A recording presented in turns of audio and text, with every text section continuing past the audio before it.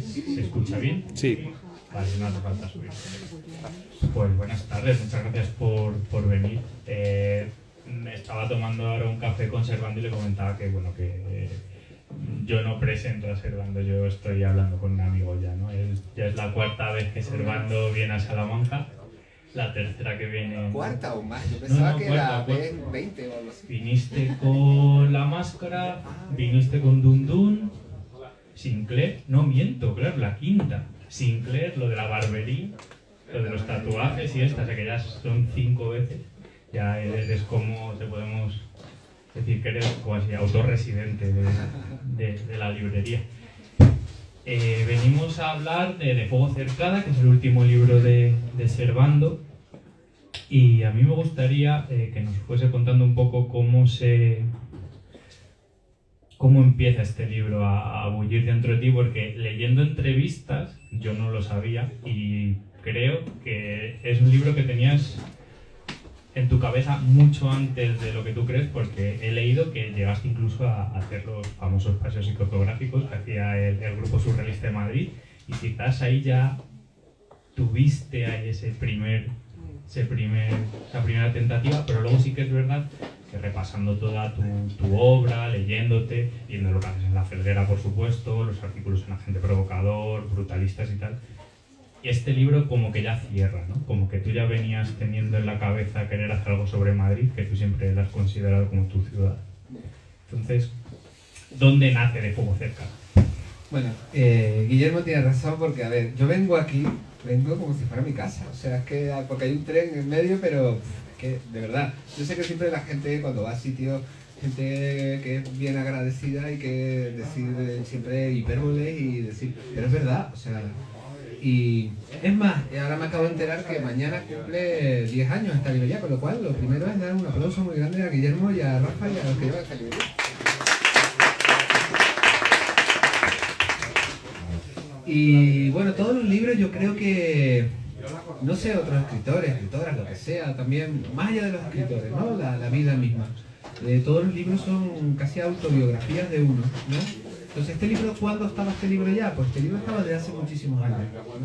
Pero yo creo que es verdad que yo creo que el primer paseo psicogeográfico, que este libro tiene que ver mucho con la psicogeografía, con el territorio, con imaginar otra ciudad, pero también con la supervivencia. Está escrito y paseado, o al revés, pasear mientras escribía, no sé muy bien cuál es el orden, o escribía paseando.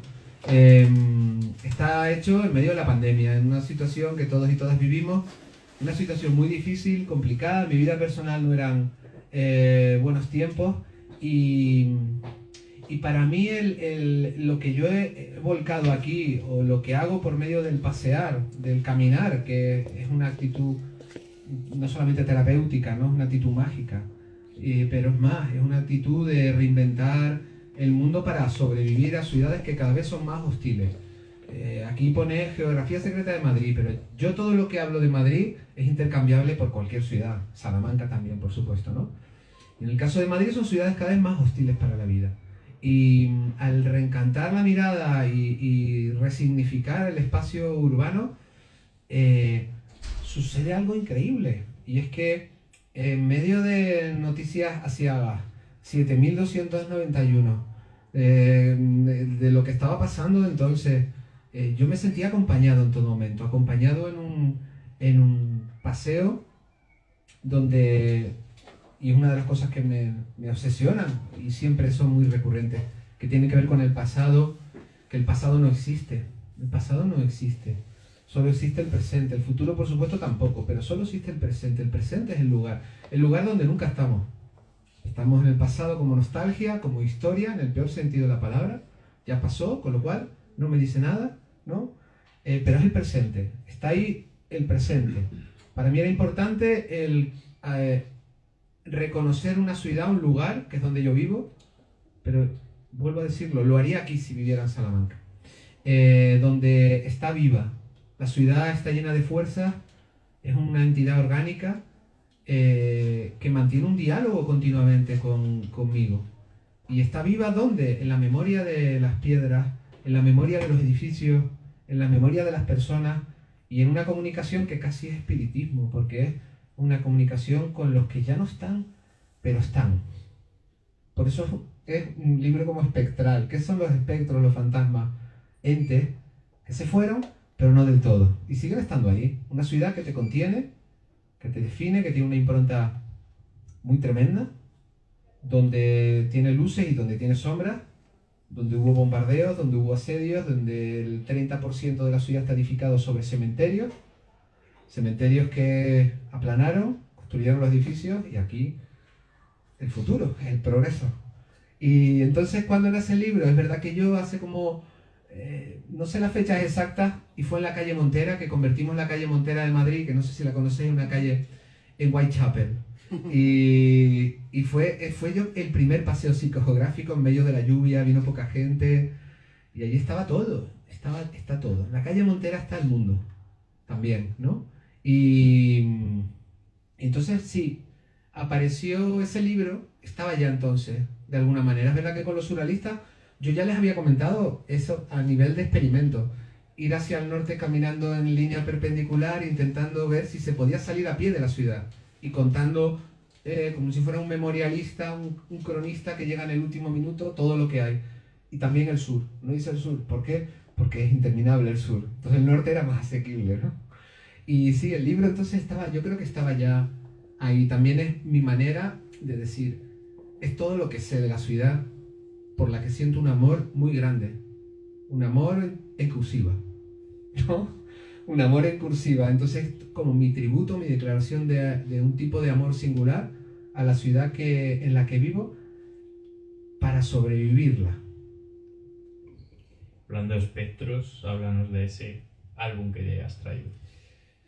Pues, claro, es que yo creo que ayer mismo estaba, ayer o antes de ayer, estaba presentando un libro de Beatriz Grau, la chica preferida de todos, ¿no? Sobre el asesinato de la Dalia Negra. En el año 47, en Los Ángeles, un asesinato como muchos más asesinatos, muy famosos, el asesinato de la Dalia Negra.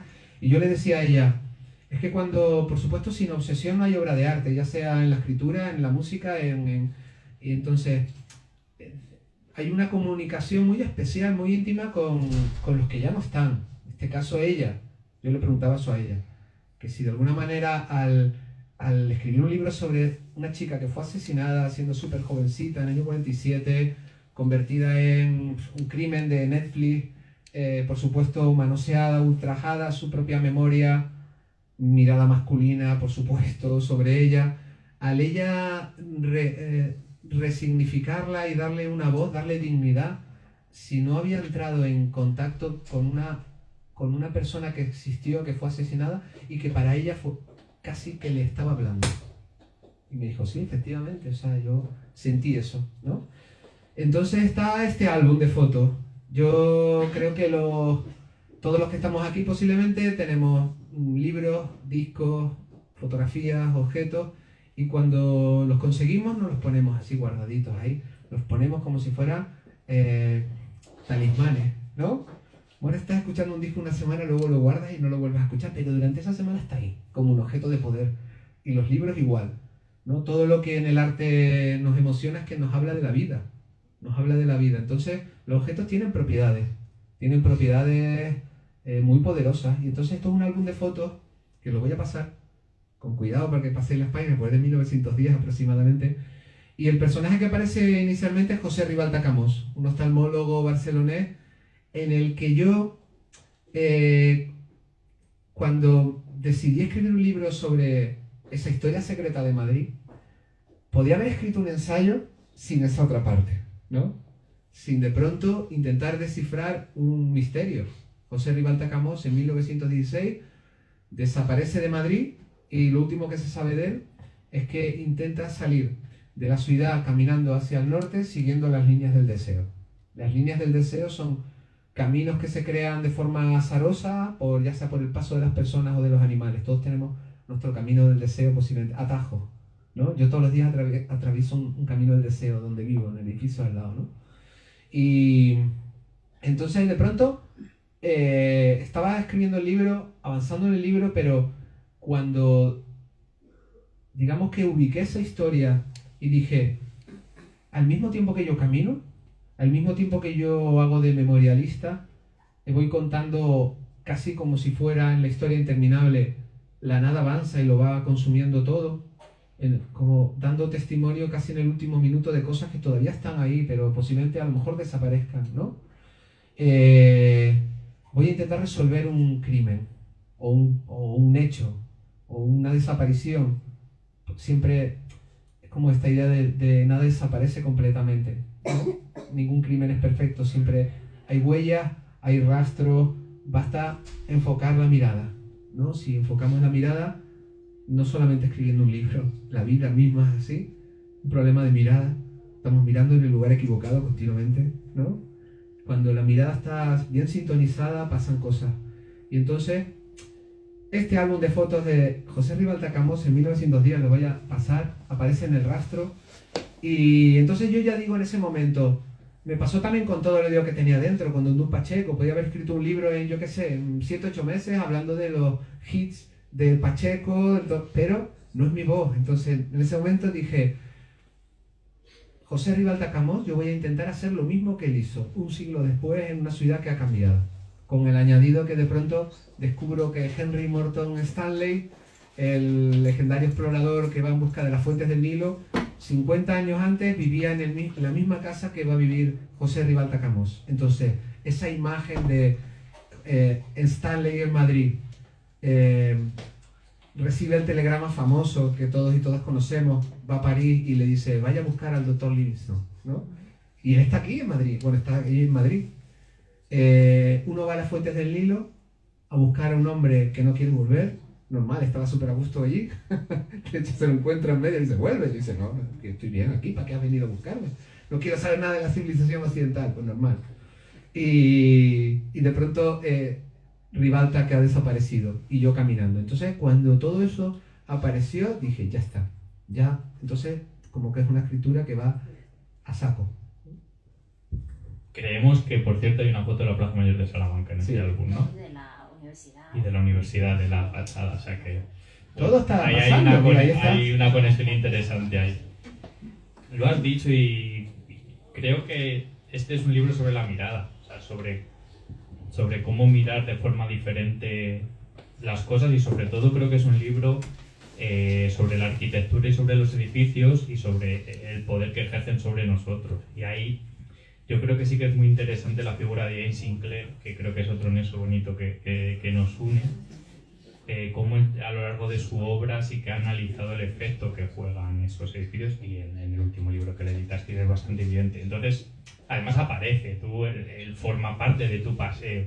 Entonces me gustaría que nos hablases de esa influencia que ha jugado en ti Jane Sinclair a la hora de mirar de forma diferente la ciudad y sobre todo ese pequeño cameo y qué supone para ti que Jane Sinclair, que probablemente sea uno de los psicógrafos más importantes que ha habido, ya no solo que esté presente en tu libro, sino que te haya acompañado.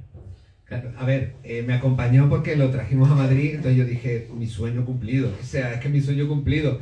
Y aparte, había aparecido una cosa muy curiosa, y es que una de las cosas que cuento, básicamente, o sea, al principio, hay muchas historias, obviamente, ¿no? Pero yo sabía que esto le iba a gustar a él y estaba pasando en ese momento, y era que, resumidamente, el primer gran prostíbulo en Madrid estaba situado en la Puerta del Sol, donde ahora mismo hay una pastelería muy famosa, se llama La Mallorquina. Habéis ido allí, delicioso. Nunca consigues una mesa porque siempre está lleno, pero delicioso. El primer gran prostíbulo, un prostíbulo que era en una época donde la Puerta del Sol no es el centro de la ciudad. Cuando las ciudades van desarrollándose, expulsan la nocividad, la gente desclasada, los que consideran la chusma. Las cárceles al principio estaban en el centro de la ciudad, las empiezan a expulsar. Las prostitutas estaban en el centro de la ciudad, las empiezan a expulsar. Curiosamente, las prostitutas tienen una parte psicogeográfica tremenda porque siempre están al territorio, agarrado al territorio, ¿no? Y entonces ese prostíbulo, cuando ya la Puerta del Sol empieza a ser importante, no puede estar allí. En el centro no puede haber un prostíbulo, entonces se lo llevan un poquitito más allí donde hay unos terrenos. Unos terrenos que edifican el prostíbulo y uno de los reclamos del prostíbulo es una muñeca, bueno, una figura articulada. No era un autómata, tampoco nos flipemos, pero se le movían los brazos. Alguien movía los brazos desde detrás como reclamo publicitario. sea, es que es muy heavy. Y entonces un día va caminando una persona y entonces que pertenece a la iglesia y mira y ve esa imagen, una cara impresionante y dice, me suena esa cara. Entonces él recuerda que un cura de Toledo le ha dicho que le han robado a su virgen una semana antes. Y entonces era la virgen robada. Y entonces montan cólera. Calderón de la Barca, que era bastante, el caballero de Gracia, perdón, que era bastante cabroncete, él se dedica a una campaña feroz para expulsar a las prostitutas por ese desagravio, esa falta de respeto tremenda, compone poemas. Y las prostitutas, ya veréis que esto tiene un final, las prostitutas las expulsan, tiran el prostíbulo, construyen un monasterio y sobre el monasterio aparece la actual iglesia del Carmen. Cuando viene James Sinclair a Madrid, en la iglesia del Carmen ha aparecido eso de que nada desaparece completamente y al final la historia muchas veces es como el agua, como el deseo, que por muchas barreras que pongas siempre acaba filtrándose, ¿no? Es imparable. Hacen unas reformas en la zona del altar y levantan el suelo y ¿qué encuentran allí? Encuentran una especie de lienzo gigante de unos 10 metros más o menos de mosaicos multicolores. Entonces, los mosaicos multicolores no se corresponden a la iglesia, obviamente. O sea, tú ves la foto que había. No estoy diciendo que fuera del prostíbulo, pero ¡ah, qué bonito! Entonces, nunca se pusieron de acuerdo de... Esto pasó hace un año. Y entonces, durante varios meses pusieron unos cristales, o sea, se podía ver, tú ibas a la obra y lo veías. Entonces, esa imagen de la memoria de las prostitutas emergiendo siglos después en la iglesia del Carmen, una iglesia que fue colectivizada en el 36, donde se monta un museo del horror, encuentran decenas de cadáveres tomados por milicianos anarquistas, falsos milicianos anarquistas, y el museo del horror es que se cobraba entrada, colocaban allí los cadáveres, los esqueletos en forma, era una instalación artística sin saberlo, ¿no? Entonces, claro, ahí a Ian Sinclair le conté esta historia, lo llevé ahí, él flipó. Y a Ian Sinclair, la influencia, claro, obviamente, porque Ian Sinclair, como bien dice Guillermo, pues no solamente el mayor psicogeógrafo que hay, Alan Moore, el gran Alan Moore lo ha canibalizado una y otra vez, de hecho acaba de salir Gran Cuando, y a Ian Sinclair, es asombroso, no solamente como escribe, la mirada que tiene, yo he estado con él, y él no ve la ciudad como uno la ve, o sea, no ve las anomalías, patrones extraños en la ciudad, conexiones insólitas. Y entonces hablando con él hay una cosa muy importante que tiene que ver con esto, y es que tú puedes ir por la ciudad de forma consciente, teniendo todo qué es lo que hago yo, ¿no? Yo me informo, investigo, yo no solamente me puse a caminar y obviamente no puedo saber todo lo que hay. Durante cerca de año y medio fui investigando en cada uno de los sitios que yo iba a pasear. Y luego ya un día hice el paseo, pero iba con la información. O sea, tenía ventaja. Yo prefiero hacerlo de esa manera. Yo siempre que digo, a la mierda los mapas, a la brújula, no, yo soy de mapas. O sea, soy de mapas, de otro tipo de mapas. O voy a Londres como he hecho con mapas de los años 70. O no. Y entonces él dice, nivel consciente, pero también inconsciente. Entonces la psicogeografía, que al fin y al cabo es el impacto emocional que tiene el espacio urbano en nosotros, lo entendemos fácilmente en el sentido de que eso está pasando siempre. Toda la arquitectura que hay, determinados edificios, es evidente, hospitales, cárceles, las zonas comerciales de las ciudades nos afectan emocionalmente. O sea, por eso vivimos en un estado de neurosis a todas horas, que tiene que ver con la salud mental, con la ansiedad, nos entra. Tenemos un canal abierto porque la psicogeografía está funcionando negativamente, siempre. Queramos o no, estamos siendo atravesados por los efectos que nos produce la ciudad en el que pasea, inevitablemente. O sea, tenemos un canal siempre abierto. Entonces él dice una cosa muy importante, y es que conoce tu ciudad y tienes que crear una mitología propia. Entonces, los ingleses siempre nos da, y creo que Guillermo lo comparte también, nos da mucha envidia porque ellos son herederos de William Blake, de la tradición de William Blake, que crea una cosmogonía en torno al Bion. O sea, Londres es una ciudad antiquísima, o sea, Madrid al lado de Londres, o Roma, imagínate. O sea, ¿nosotros qué tenemos? ¿No? Entonces, para mí eso es la pregunta que yo dejo abierta en el libro. ¿Qué mitología? apunta a una mitología, a la mitología despreciada por el poder político, por las narrativas interesadas de los nacionalistas. ¿Cuál es la mitología que ha sido despreciada y que todavía conserva un poder grande? El mundo árabe, que utilizaba todo tipo de personajes sabios, que todavía podía leer las fuerzas del universo, y está ahí, ¿no? Bueno, y también tú lo que descubres en este libro y con tu paseo es que Madrid básicamente es una ciudad edificada bajo la violencia. O sea, bajo y por la violencia. O sea, cómo iba siendo ir descubriendo que según avanzabas, o sea, se iban sucediendo los actos de violencia, de destrucción y sobre todo también de una desmemoria interesada, porque hay... Es que las ciudades son reflejos, la historia de las ciudades son reflejos de la naturaleza humana. O sea, la historia es la que es. O sea, existe la historia y existe la verdad. Esa idea de todo es relativo. No, existe la historia, existe la verdad. Por eso es la lucha ahora de la guerra cultural, ¿no? Existe la historia, existe la verdad. O sea, yo vivo en una ciudad que estuvo prácticamente 3 años asediada y bombardeada, donde todavía hay huellas de la guerra civil ahí y hay una historia que no se ha cerrado todavía. Esa violencia no se va de la noche a la mañana. Pasa en la historia y pasa en la familia. Por mucho que digamos, no. Tú tienes que aceptar de dónde eres, lo que fuimos, lo que somos. Entonces el canal de Isabel II, por ejemplo, la gran obra en Madrid, fue edificada, pero no es una cosa que yo diga para... Aquí siempre sacando los aspectos negativos de Madrid. Si viera Salamanca sacaría otros, que seguramente hay muchos. Pero fue edificada por el sudor de la gente y la muerte de la gente. O sea, están las fotografías ahí, era trabajo esclavo. Era trabajo esclavo. Barrios enteros creados por los hermanos Banús. Puerto Banús. Íntimos amigos de Franco. Se les dan las concesiones de todo, del Valle de los Caídos, de todo. Barrios que son creados por esclavos, por presos. La modernidad de Madrid está construida con la sangre, la muerte de la gente. Es así. Entonces yo mientras iba caminando, aceptar no es resignarte. Aceptar es decir, ese fue nuestro pasado. Y necesito tener esa información para saber qué tipo de ciudad habito. Hay ciudades más pacíficas y hay ciudades muy hostiles. Madrid tiene esa contradicción permanente y a mí me interesa esa fuerza de ir por la Gran Vía en una ciudad supuestamente donde hay una lectura católica muy grande y es una oda al paganismo absoluto. Miras a las alturas y lo que ves a Diana, la cazadora, lanzando sus flechas, donde hasta hace 20 o 25 años en la iglesia de San Ginés alguien coloca una especie de lagarto cocodrilo, está la fotografía ahí, y de la noche a la mañana empieza la gente ya no solamente a adorar a la Virgen, es que van a adorar al lagarto.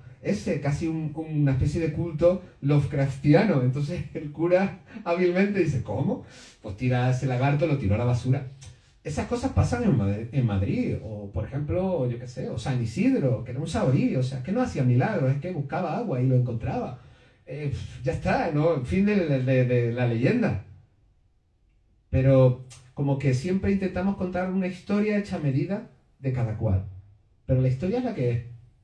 Eso no quiere decir que seamos un pueblo, una ciudad peor o mejor, pero necesitamos saber lo que hemos sido para saber lo que somos y saber que hay lugares, hay zonas donde inevitablemente tiene que pasar mucho tiempo y a pesar de las destrucciones, las reformas urbanas, los planes urbanísticos, siempre hay un nivel de negatividad, de toxicidad, igual que al revés. Que hay zonas donde nos sentimos por determinados motivos en un estado emocional distinto. Y inconscientemente no pensamos en ello, pero cuando investigamos, conscientemente decimos, claro, normal, ¿no? Pero pasa con todo. Me gusta porque en algún momento dado defines a Madrid como una ciudad de cicatrices. Y creo que ahí es donde entra en diálogo el pasado, el presente y el choque violento que siempre se produce cuando se intenta ocultar. Claro, es que Madrid, o sea, ahora mismo hay una cosa que me interesó mucho en el libro y tenía que ver con qué tipo de ciudad se crea después de la guerra civil, ¿no? Y entonces hay una pugna entre dos modelos de ciudad. Básicamente era el modelo de ciudad del poder económico, Vanuso otra vez, pero Ullastres, Urbis, es decir, los que siempre han tenido el dinero. Ullastres, compañía de agua, le seguimos pagando el dinero. Y digamos, el círculo falangista, que sueña con una ciudad distinta, una ciudad imperial. Una ciudad sin rascacielos, una ciudad sin cemento, decían, el cemento es bolchevique, ¿no? Donde el sur, que es donde yo vivo como al inicio del sur justo, ¿no? No fuera lo que es hoy en día, una mancha de aceite gigantesca, interminable, ¿no? Querían que esa visión de Toledo, en ascenso y de pronto, ¿no? ¿Qué modelo se impone? Se impone el modelo del dinero, y es una lección brutal. Al final, son los que controlan. O sea, siguen siendo las mismas familias, el mismo poder económico conectado ahí, ¿no? Entonces, eso está ahí, esa herida está ahí, esas lecturas están ahí. Y luego para mí era también una cosa muy importante, y es que toda esa información yo la tenía, ¿no? Pero también quería, en el momento en que yo hice el experimento de ir andando, que fueron en torno a 20 kilómetros más o menos, no os puedo contar al final si salí andando o no, solo os diré que los lugares, aquí no sé, porque tenéis el gran privilegio, más vas andando, ¿no? Por ejemplo, mañana voy a ver a Pablo Gallo de Bilbao y él me dice, me da mucha envidia, dice, yo camino 5 minutos, estoy en el monte, ¿no? Luego eso tiene trampas, como ¿dónde termina la ciudad? O la gente que se va a Huesca huyendo de la ciudad y luego no hay wifi y empiezan a chillar. Pero yo quería también, o sea, las zonas lo que os quería decir, adelantar, era que los lugares liminales, las zonas fronterizas, los finales de la ciudad son lugares vertederos. Lo que encontráis allí siempre es o obstáculos físicos arquitectónicos que impiden que la gente salga, o lugares donde va a parar la basura, los desechos, ¿no? Es tremendo, son zonas liminales, las fronteras todas son zonas extrañas. Es como, yo pienso un paralelismo muy exagerado, pero pienso como puede ser una línea del frente en una guerra moderna. Ucrania, ¿no? En Ucrania ya no hay seres humanos, allí hay drones monitorizados y una especie de tierra de nadie donde no hay nadie. No hay nadie, no te imaginas una guerra como las de antes, ¿no? No hay nadie, hay una zona que es la línea del frente, última línea del frente, hay drones sobrevolando, monitorizando todo y hay pequeñas incursiones que van y vienen, ¿no? Entonces son lugares liminales, fronterizos, esos umbrales, ¿no? Y luego hay otra cosa importante, y era que no quería dejarlo todo ya a lo que ya sabía, porque yo iba por medio de la ciudad y yo conocía los lugares, sino dejar a lo imprevisible.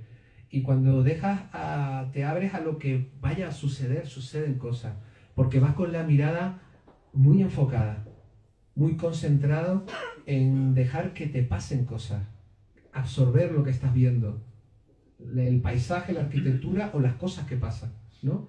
Y a mí lo que me pasó curiosamente es que había leído una cita de Benito Pérez Galdós donde dice que en la Puerta del Sol, si cierras los ojos, escuchas el rumor del mar, ¿no? Y entonces a partir de Cuatro Caminos, donde hay un edificio que se llama el Titanic, yo me empecé a encontrar con metáforas marinas por todos lados. O sea, yo sentía que estaba como al lado del mar. Y no solamente porque habían casas en forma de barco, casas barco, sino de pronto es que había un señor que sigue vivo ahí, que tiene un taller de bici, pelucha, tiene casi 90 años, y ha construido un barco dentro del taller, un barco con mástil, un barco navegable. Yo fui a verlo en medio del paseo.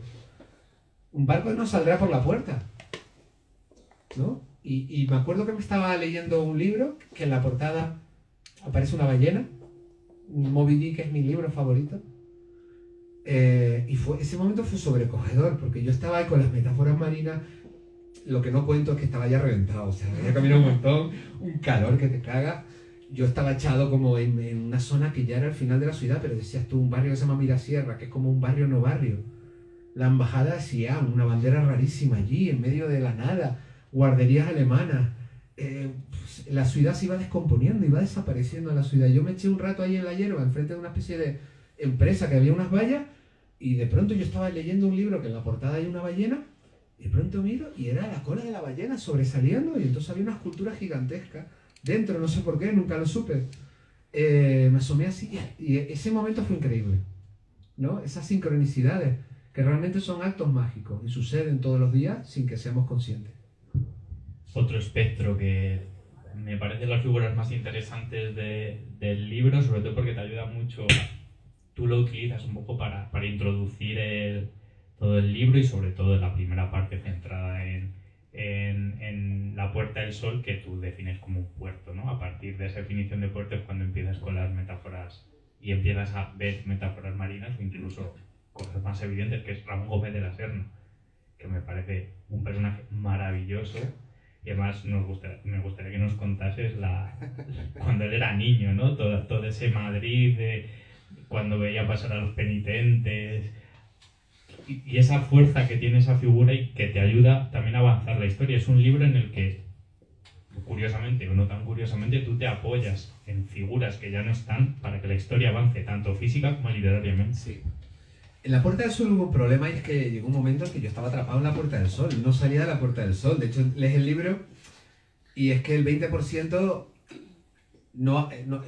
es un paseo, pero no estoy andando. O sea, yo estoy en la Puerta del Sol, era un círculo de fuego que me rodeaba, porque es que es tan poderoso todo lo que se puede contar en la Puerta del Sol, que es el símbolo de una ciudad, curiosamente.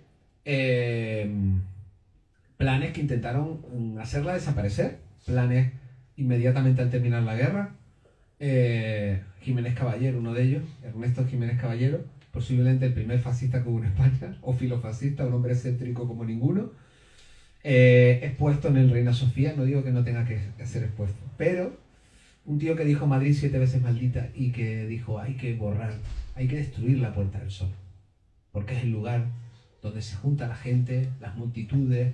Hay una expresión que nunca se me olvida en uno de sus libros, dice gambas pisoteadas. Él, además, es terrible, hasta hay una especie de mueca tragicómica.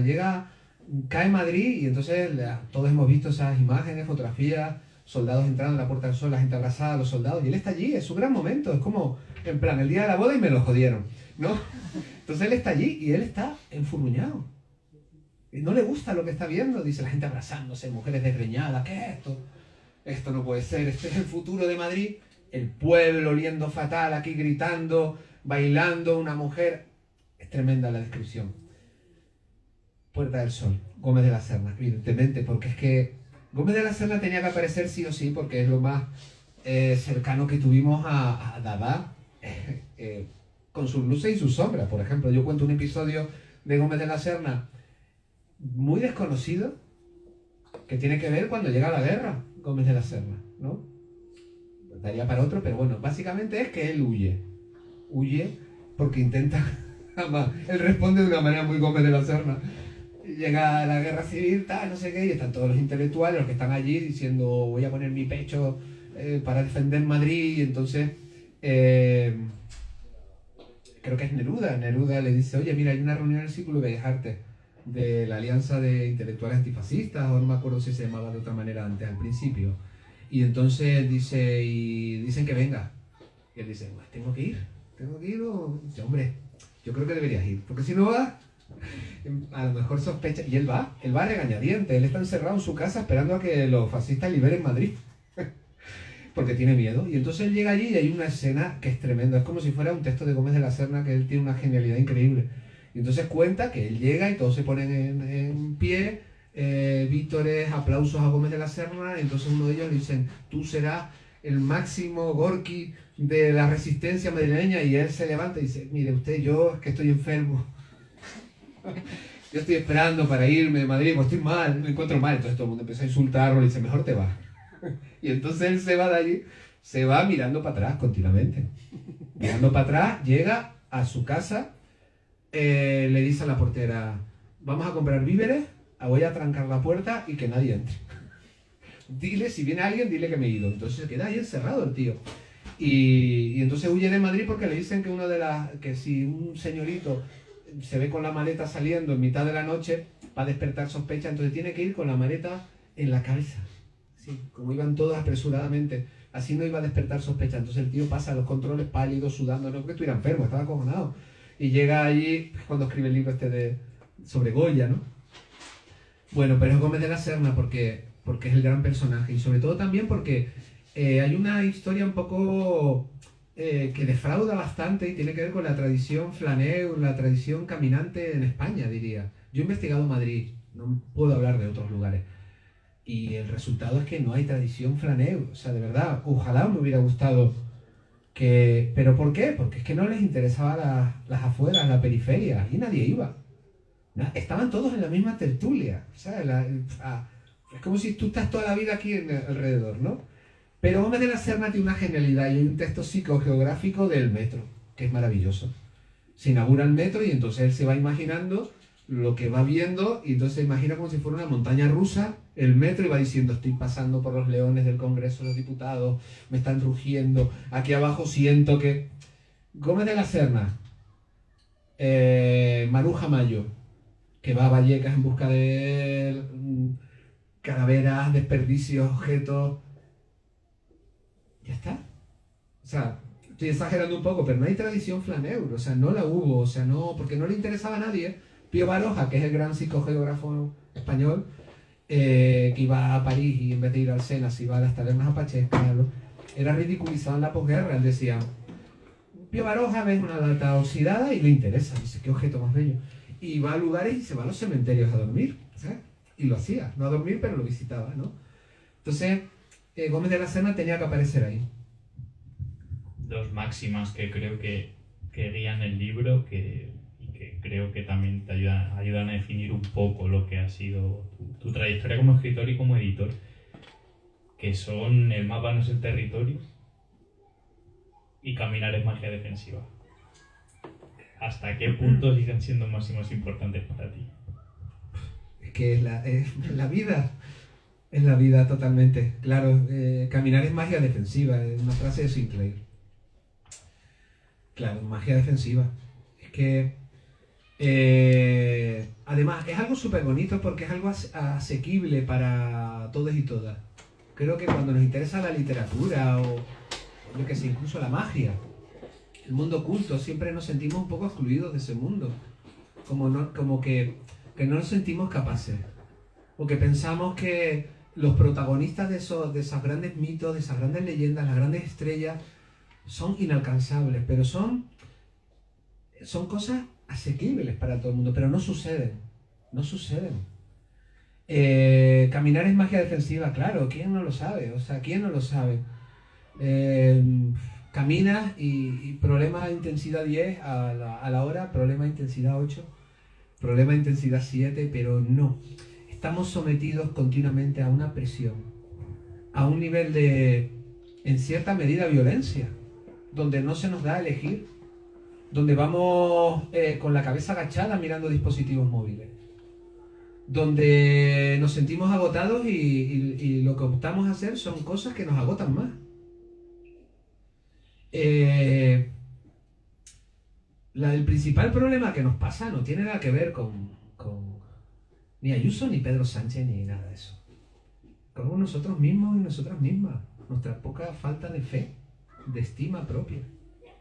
Somos capaces de todo eso. Cuando nos paramos a pensar, a mirar. El mundo oculto está lleno de gente que te está hablando de... ¿Pero quién hace meditación? ¿Quién de pronto dice, me detengo? ¿Quién en medio de la multitud decide ir en dirección contraria? ¿Quién en medio de una muchedumbre enorme que todo el mundo está mirando, los grandes luminosos, de pronto decide mirar un detalle? Cuando tú haces eso, tú estás creando tu propio universo. Yo sé que esto suena muy grandilocuente, pero son actos de resistencia asequibles para todos y todas. Y el problema cuando hablamos de todo esto es que sentimos que no tiene nada que ver con nosotros y nosotras. Nosotros no somos capaces de eso. Y claro que somos capaces de eso. Somos capaces de eso. Porque con respecto a la ciudad, la arquitectura, el poder de la ciudad para crear hostilidad, para crear una especie de turbocapitalismo donde continuamente estamos viviendo representaciones que es tanato, es pura muerte. O sea, vivimos en centros comerciales.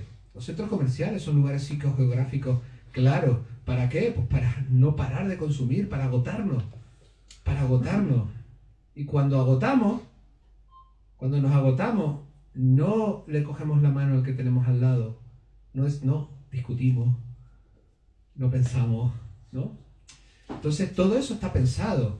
Otros están tomando esas decisiones. Entonces saber eso. Y saber que claro que la magia, el caminar es magia defensiva, pero que está en nuestra mano. O sea, es algún poder que tenemos en nosotros. Y todos lo podemos hacer, y todas lo podemos hacer. ¿Por qué no lo hacemos? ¿Por qué no señalan la luna y miramos el dedo? ¿Qué está pasando? ¿No? ¿Qué está pasando cuando nos dicen todos los mensajes que nos llegan es tú puedes, la libertad, cómprate un coche, podrás conseguir todo lo que quieres, sé tú mismo, pero es todo lo contrario, ¿no? No es el ser humano individuo dentro de las ciudades, no, es una colectividad feroz compitiendo entre sí, desdibujada totalmente. Entonces es como lo más revolucionario que hay ahora, detenerse, parar. Yo me lo digo, me lo repito para que me lo aplique yo mismo más. No, está bien, al menos un buen principio. Parar, detenerse, divagar. Yo tengo una hija de 5 años y ella ya es consciente, va en el metro y dice, papá, ¿por qué todos están mirando esas cosas? Mirando abajo. Mirando abajo, y no es casual que se hable de salud mental. Un medicalizado. Entonces, ese tipo de cosas que se pueden hacer, prácticas que se pueden hacer, o en este caso otras maneras de ver la ciudad que nos contienen, nos definen. Las personas se parecen a las ciudades que habitan. O sea, las personas se parecen se mimetizan. El ser humano tiende a mimetizarse más en lo malo que en lo bueno. Es más fácil que aprendas lo malo, entonces siempre hay que estar como desaprendiendo, alerta de todo lo que está entrando. Es como si tú tuvieras una puerta abierta en algún lugar donde está entrando a saco un flujo tremendo de información que no nos libera. Nos agota, nos hace mirar en la dirección contraria. Y de pronto, cuando alzamos la mirada, ¿no? Yo voy muchas veces por Madrid y la gente me diciendo, ay, yo no sabía eso, ay, yo nunca había mirado ahí. Y digo, claro, si eso está ahí, o sea, ¿cómo estaba delante de tus ojos? ¿No? Es como, yo necesito de los libros y la literatura para vivir un universo propio, y si cuando no estoy escribiendo o estoy editando para La Felguera, me siento que no estoy, tenemos que crear nuestro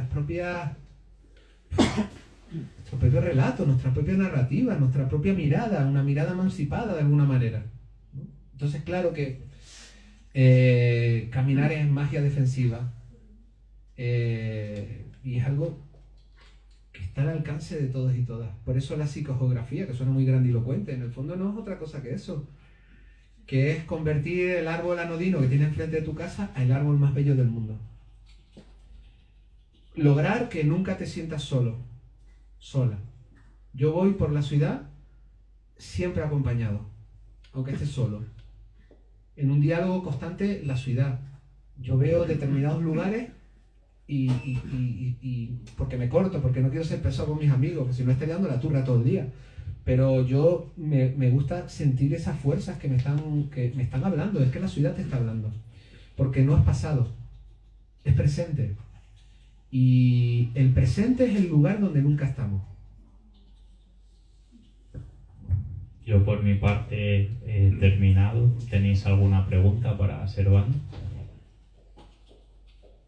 Todo lo que has dicho casualmente me está recordando a un libro que estoy leyendo, que es El gozo de escribir, de Natalie Goldberg, en el que habla del poder de la observación a la hora de escribir, ¿no?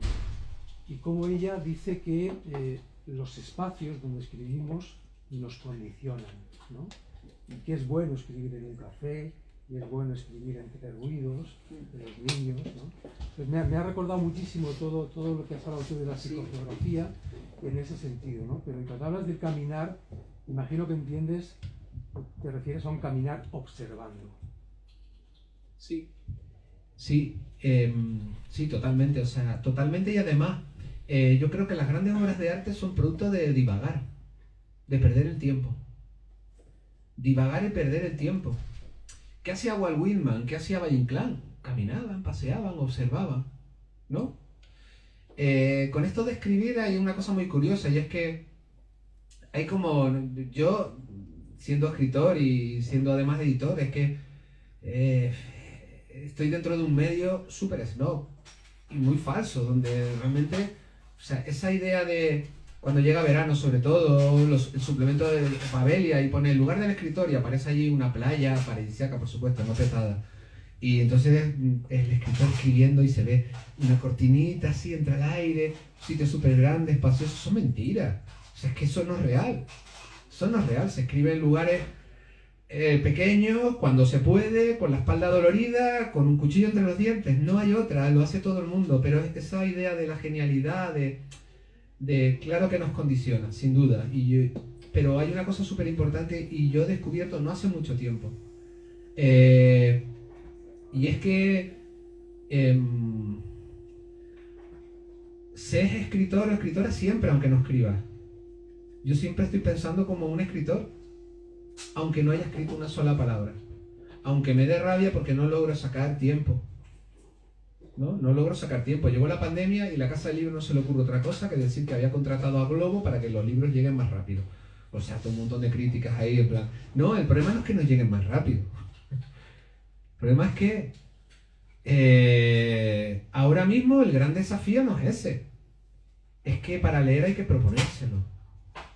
Antes leer era los espacios que no tenías, leías.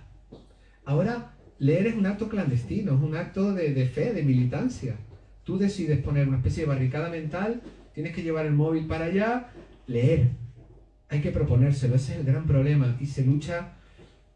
la gran amenaza para los libros no es los ebooks, la piratería, es ese.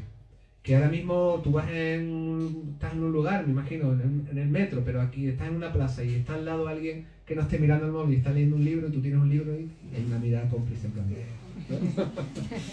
tal. Y es verdad, pero todo lo que tiene que ver con el perder el tiempo, el divagar, hay veces que yo siempre llevo una libreta conmigo y anoto cosas, y claro que a mí me gustaría tener 3 horas diarias para poder escribir, pero honestamente es que nadie lo hace, es imposible. Bueno, como el que tiene, ¿sabes?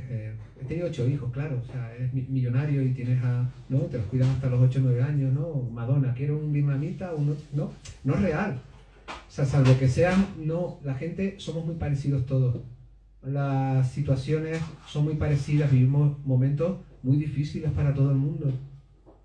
Las vidas de nuestros héroes, James Sinclair, yo lo amo más porque tuve la gran oportunidad de pues, hablando con él, y su vida cotidiana es una vida cotidiana muy parecida a la que tiene Alan Moore.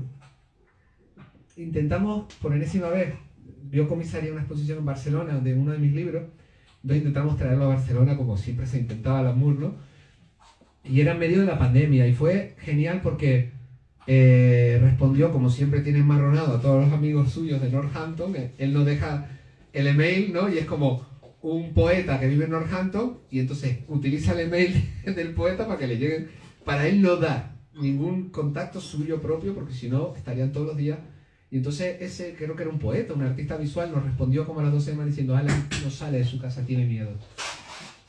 Alan Moore no sale de su casa, tiene miedo. Todos teníamos miedo. Entonces, es como humano, demasiado humano. Amas más por eso. Y cuando en La Felguera decimos el futuro de la sociedad secreta, no es una frase que quede guay. Es que el futuro de la sociedad secreta es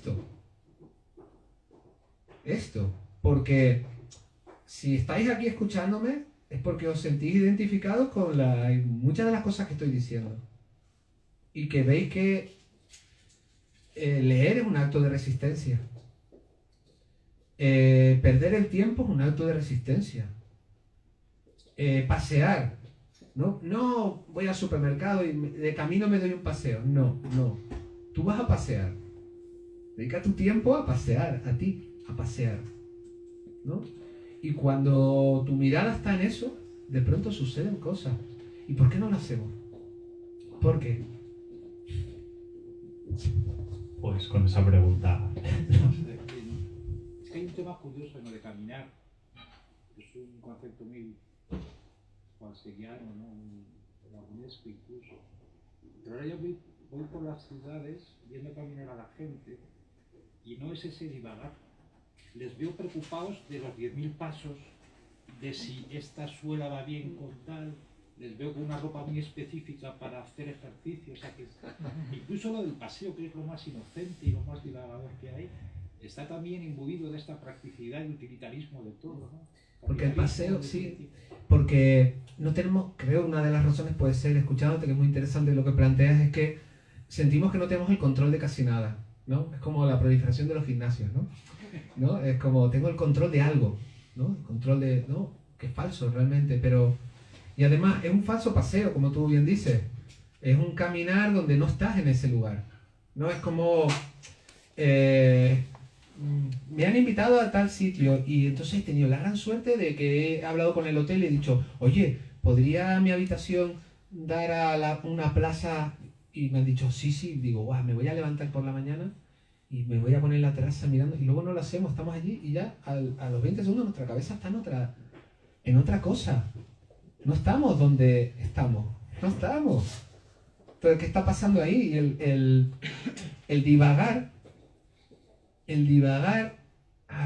produce hallazgos importantes. Cuando las ciudades se modernizan, a finales del siglo XIX se convierten como en las grandes urbes, hay una metáfora muy curiosa y es que la palabra arterias de la ciudad, son las arterias de la ciudad. Hay un símil entre las ciudades y el cuerpo humano, porque es real, las ciudades son orgánicas.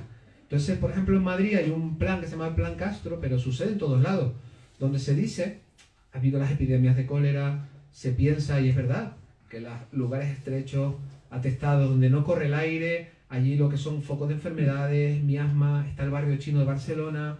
Entonces son planes donde se dice, tiene que correr el aire. Entonces crean ciudades haciendo símiles con el cuerpo humano. Son las arterias tienen que estar libres, con lo cual queremos grandes avenidas y demás. Y es verdad, o sea, ¿no? Igual, pasa con las iglesias, igual, ¿no? Que hay un símil con el cuerpo humano. Pero es que las ciudades nos contienen.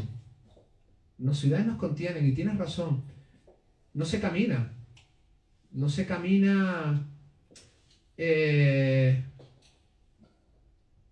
y menos sin brújula, sin saber la hora que es. Sin interrupciones. Es curioso porque es brutal. Esto, por ejemplo, el mundo del móvil y demás, yo también lo tengo, soy víctima de eso también. Pero ya ha cambiado hasta los tiempos. Y esto es un proceso, la memoria, el sentido de nuestra memoria va reduciéndose y va cambiando, ¿no? Y entonces, a mí, por ejemplo, el investigar sobre la historia me es un liberador de ansiedad, porque digo, claro que las cosas están jodidas, pero en un sentido histórico hubo épocas peores. Como cuando llegó la pandemia, el apocalipsis, no sé qué, va a llegar tal. Hubo otros apocalipsis. Las llamadas pesimistas al colapso, todos esos apocalipsis siempre benefician a los discursos más reaccionarios. Siempre benefician a los discursos más reaccionarios. Pero hay un poder ahí, en algo, y es curioso, en algo que tiene que ver con el propio ser humano. Ian Sinclair dice, yo camino y nado, porque él nada mucho, además, va a tomar por culo, no es que tenga, él va, pero nada. Y entonces él sostiene que el nadar, y es verdad, hay algo en el nadar, porque igual que hay una memoria nuestra, que es la memoria que tenemos, la memoria que hemos aprendido, que hemos heredado, hay una memoria colectiva ancestral, ¿no? Ancestral, algo ahí. Entonces él sostiene, y creo que es real, que al nadar o al caminar entramos en comunicación íntima con algo propio del ser humano, que es cuando pasamos, ¿no? Salimos del agua al caminar, ¿no? Hay algo ahí que no, es como los bebés cuando nacen, ¿no? Que de pronto, ¿no? Saben, y luego lo olvidan, ¿no? Luego lo olvidan y tienen que aprender a nadar. Es como nosotros que continuamente lo que estamos haciendo es desaprendiendo. Desaprendiendo todas esas cosas nocivas que hemos aprendido, ¿no? Y que ese trabajo nos va a durar toda la vida. Porque los niños saben pasear, saben entusiasmarse. O sea, cuando están mirando hacia algo es concentración absoluta. Es verdad que en el momento hacen así, ya se acuerdan del otro, pero la mirada de entusiasmo, de descubrimiento, ellos la tienen. Y nosotros la hemos perdido. La hemos perdido totalmente. Pues lo vamos a dejar aquí. Servando, ha sido un placer, como siempre. Muchísimas gracias. Muchas gracias a vosotros. Como no lo he hecho, pero Servando estará encantado de firmar los libros que quieras. Muchas gracias.